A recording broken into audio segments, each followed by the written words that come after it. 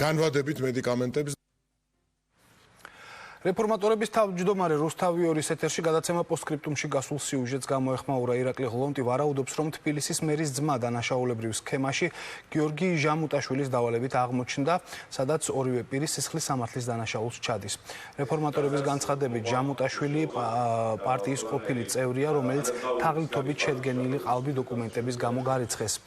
სიუჟეტის მიხედვით კომპანია L Development-მა ასაკოვან ქალბატონებს მიწის ნაკვეთი მოტყუებით დაათმობინა. არასაპარლამენტო ოპოზიციის წევრი მზად არის ქალბატონების დაცვა უსასყიდლოდ განახორციელოს. ირაკლი ღლონტი მთავარი პროკურორის მხრიდან გამოძიების დაწყებას ელოდება. ჟამუტაშვილი წარმოადგენს რუსი მესაკუთრის კომპანიის L Development-ის წარმომადგენელია, უფრო მეტიც ის ლობისტია რეალურად ამ კომპანიის და სავარაუდოდ ირაკლი ნარმანია მოექცა როგორც მეგობრო, ან შეიძლება ფინანსური ინტერესების ქვეშ, რის გამოც სავარაუდოდ მან ჩაიდინა დანაშაული. ჟამუტაშვილი შეგახსენებთ, რომ ჩვენი პოლიტიკური გაერთიანების მიერ გარიცხული იქნა 1 წლის წინ, რომლის მიმართაც ჯერ კიდევ არსებობს შეკითხვები და სისხლის სამართლის საქმე აზრულია დიახ გაყალბებისა და ზუსტად კრიმინალური საქმიანობის ჩადენის გამო.